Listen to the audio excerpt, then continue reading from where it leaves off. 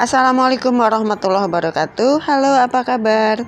Selamat bertemu kembali di channel YT Ursel Bercerita. Video kali ini berisi latihan soal teks cerita fantasi. Semangat berlatih. Jangan lupa bagi yang belum subscribe, silakan subscribe dulu. Lalu beri tanda like dan bagikan pula video ini pada teman-temanmu agar kita sukses bersama. Baiklah, kita mulai dengan soal nomor 1. Bacalah teks di bawah ini. Teks 1. Miong dan Bacil adalah 2 ekor kucing yang sudah lama bersahabat. Sikap sabar Miong dalam menghadapi Bacil yang sering ingkar janji itu yang membuat persahabatan mereka tetap bertahan hingga kini. Teks 2. Miong adalah kucing hitam peliharaanku. Kulitnya berwarna hitam legam. Di dekat matanya ada tanda bekas luka yang diperolehnya saat berkelahi. Miong suka makan ikan, tapi karena dia kucing penyabar, dia tidak akan memakan makanan yang bukan diperuntukkan baginya. Pertanyaannya, pernyataan yang benar dari kedua teks di atas adalah, nah dari sini jelas yang ditanyakan adalah dari pernyataan ABCD ini mana yang sesuai dengan teks 1 dan teks 2. Kita lihat pernyataan A. Teks 1 dan teks 2 adalah cerita fabel. Kita lihat di sini, apakah teks 1 cerita fabel? Kalau kita lihat bahwa tokohnya adalah kucing, hewan, kemudian tapi dia punya sifat sabar, punya sikap sering ingkar janji, kemudian bersahabat, maka ini adalah sifat atau perlakuan untuk manusia. Sehingga ini termasuk pada jenis teks fabel.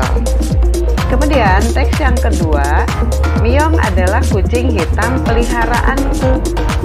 Nah, karena ada kata gantiku di sini, berarti yang menceritakannya adalah manusia. Jadi, ini adalah manusia yang sedang menceritakan kucing miliknya. Jadi, ini bukan fabel. Berarti pernyataan A tidak sesuai. Pernyataan B, teks 1 cerita fabel, tadi sudah benar. Dan teks 2 prosedur. Apakah ini prosedur? Nah, kalian tentu masih ingat prosedur intinya ada langkah-langkah untuk membuat, ya. Berarti B juga salah. Nah, yang C, teks 1 fabel, teks 2 deskripsi. Apakah ini teks deskripsi? Nah, kita lihat bahwa di sini dijelaskan yang dibicarakan adalah kucing hitam milik si tokoh tersebut, namanya Miong. Lalu dijelaskan kulitnya berwarna hitam legam, di dekat matanya ada tanda bekas luka yang diperoleh dan seterusnya. Ini adalah perincian-perincian yang mendeskripsikan seperti apakah Miong itu. Maka teks 2 ini adalah teks deskripsi. Jadi jawaban yang benar adalah C. Kita lanjutkan soal berikutnya. Soal nomor 2. Cermati teks di bawah ini. Kancil dan burung bangau tengah asik bercengkrama. Mereka secara bergantian bercerita tentang keseruan petualangan mereka minggu lalu. Pernyataan yang sesuai terkait unsur intrinsik teks adalah A. Cerita berlatar tempat di kebun. Apakah ada pernyataan bahwa mereka sedang di kebun? Tidak ada. B.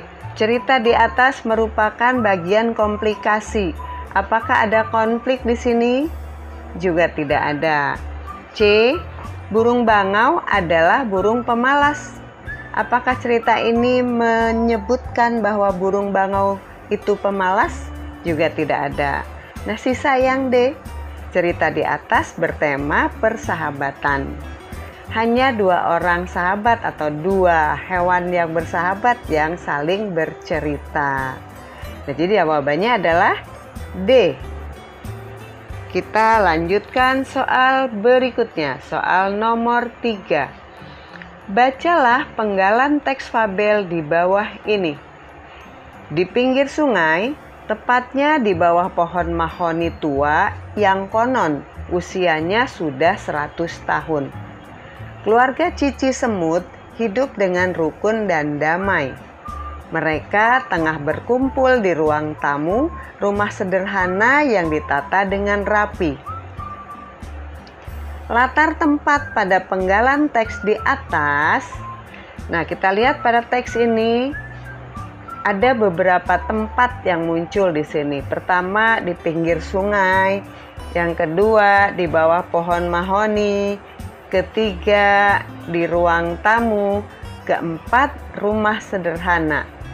Nah, yang menjadi latar cerita pada teks ini yang mana sesungguhnya?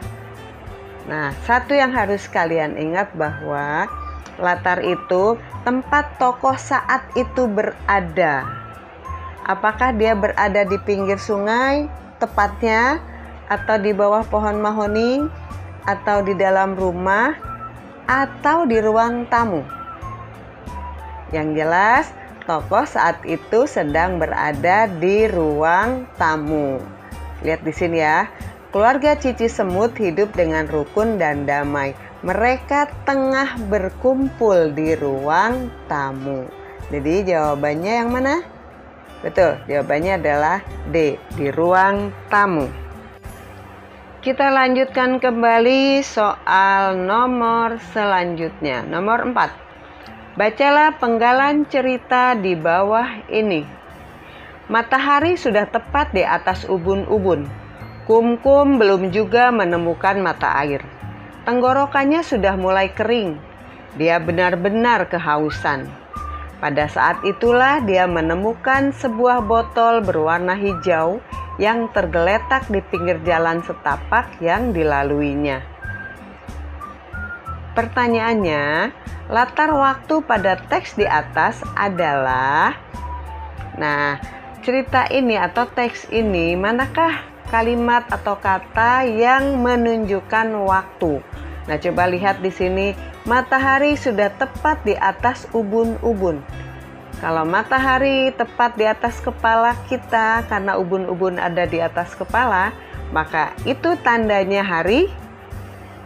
Betul ya, hari siang. Jadi jawabannya adalah B.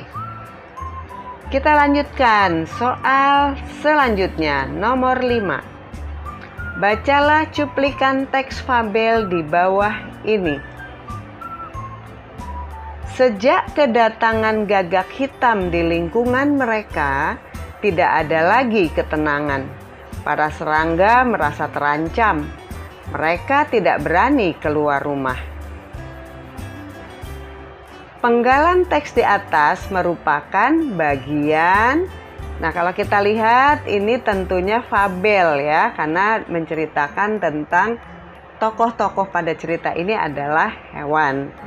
Nah, secara struktural atau kalau dilihat dari strukturnya ini bagian apa? Kita ingat strukturnya terdiri atas orientasi, komplikasi, resolusi, dan koda. Nah, ini bagian apa?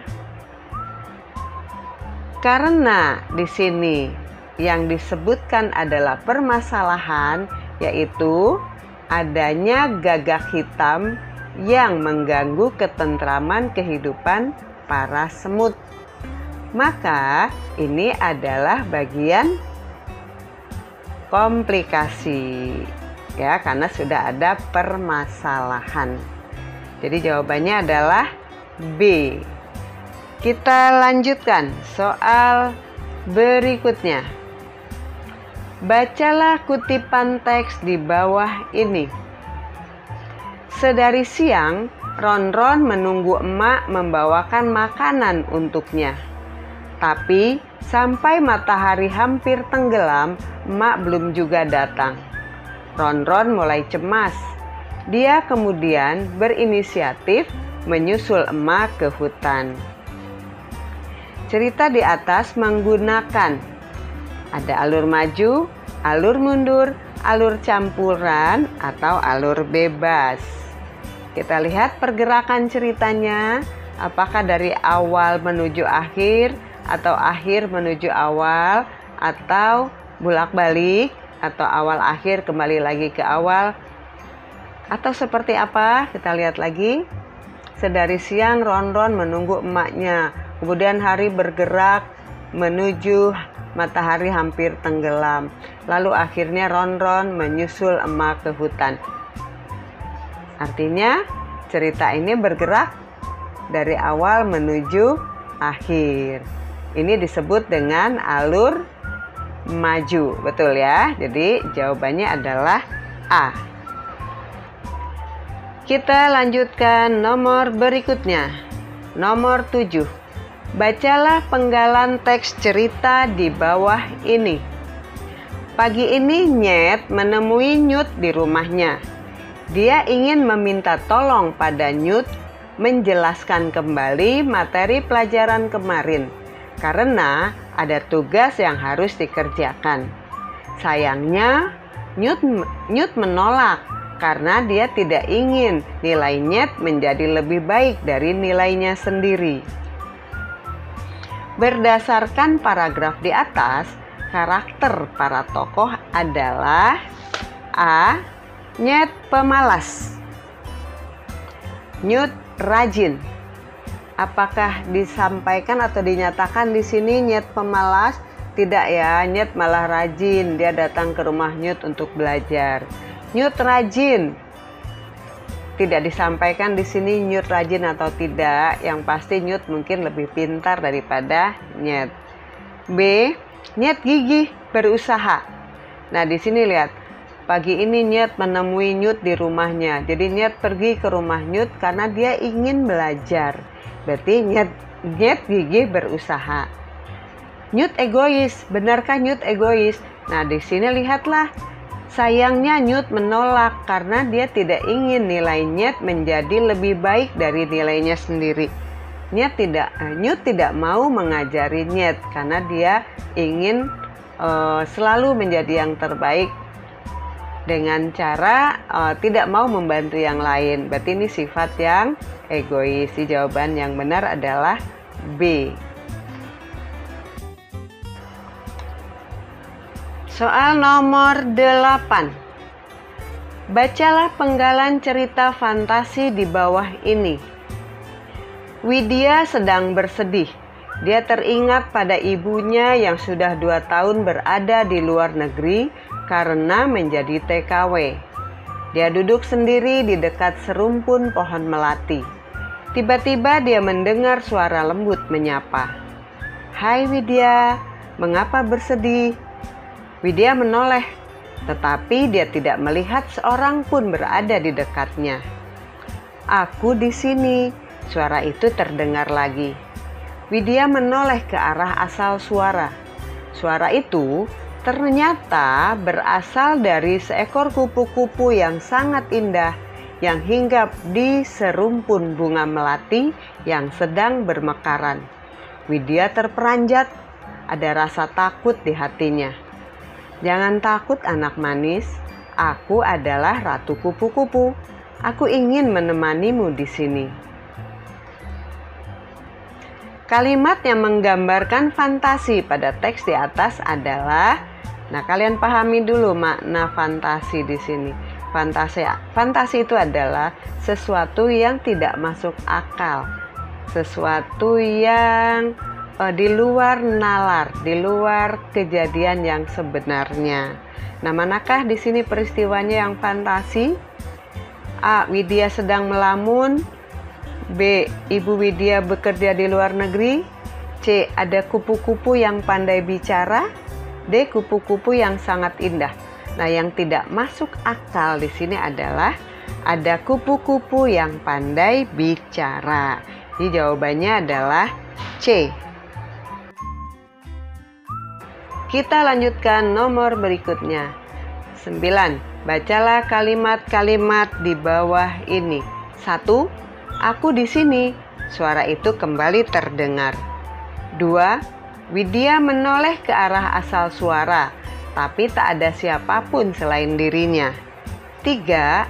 Suara itu berasal dari seekor kupu-kupu yang sayapnya berwarna biru dengan motif unik berwarna kuning. 4. Widya terperanjat dan ketakutan, tapi dia berusaha untuk tetap tenang.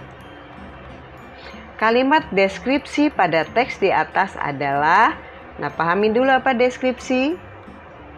Ya, menggambarkan secara rinci, secara detail agar orang lain bisa membayangkan, seakan-akan melihat, seakan merasakan, seakan mendengar. Nah, manakah di sini kalimat yang berbentuk perincian? 1, bukan ya. 2 juga tidak. Nah, coba perhatikan yang ketiga. Suara itu berasal dari seekor kupu-kupu yang sayapnya berwarna biru dengan motif unik berwarna kuning. Jadi si kupu-kupunya dirinci atau dideskripsikan. Jawabannya nomor 3 yaitu B. Selanjutnya soal nomor 10. Perhatikan konjungsi yang terdapat pada teks di bawah ini. Amin anak yang cerdas juga baik. Dia tidak pernah menolak bila teman-temannya meminta penjelasan ulang pelajaran yang belum mereka kuasai. Pagi ini Amin harus berpamitan pada semua sahabatnya itu. Dia mendapat kesempatan mengikuti pelatihan khusus bagi anak-anak berbakat selama 1 tahun di Singapura. Sebelum Amin naik ke bus yang akan membawanya ke bandara bersama anak-anak berbakat lainnya, dia menyempatkan diri berfoto bersama. Aldi, ketua kelas, kemudian menyerahkan hadiah untuk Amin. Hadiah itu hasil iuran teman-teman sekelasnya. Yang merupakan konjungsi atau kata hubung penunjuk waktu pada teks di atas adalah, nah kita langsung lihat di sini saja sudah bisa sebetulnya. Yang dan pada ini bukan konjungsi penunjuk waktu. Yang menjadi konjungsi penunjuk waktu adalah sebelum dan kemudian. Jadi jawabannya adalah C. Soal selanjutnya. Baca penggalan teks cerita fantasi di bawah ini. Widya sedang bersedih. Nah, ini cerita yang tadi ya, tidak perlu kita baca lagi, kita lihat saja pertanyaannya. Ungkapan keterkejutan yang terdapat pada teks di atas adalah, nah kita lihat ungkapan keterkejutan itu apa ya? Nah, dalam teks fantasi ada hal-hal yang di luar nalar, ada hal-hal yang mengejutkan tokohnya. Jadi misalnya di sini ada kata tiba-tiba dia mendengar suara lembut menyapa. Nah, hal yang tiba-tiba ini tentu akan mengejutkan. Nah, kemudian Widya juga terperanjat ya. Widya terperanjat. Jadi dia sangat kaget. Ini adalah ciri-ciri dari teks cerita fantasi, yaitu adanya kata-kata yang menunjukkan peristiwa yang mengejutkan. Jadi di sini jawabannya adalah B, tiba-tiba dan terperanjat. Ini disebut dengan ungkapan keterkejutan. Berikutnya soal nomor 12. Bacalah kembali penggalan teks di bawah ini. Masih tentang Widya, kita lanjutkan ke soalnya. Yang merupakan kalimat langsung adalah, masih ingat ciri-ciri kalimat langsung? Ya, kalimat langsung biasanya ditandai dengan tanda petik. Ya, jadi jawabannya adalah B. Itulah beberapa contoh soal yang dapat kalian gunakan untuk belajar, sehingga nanti bila menemukan soal-soal sejenis, kalian sudah tahu cara menjawabnya. Selamat berlatih.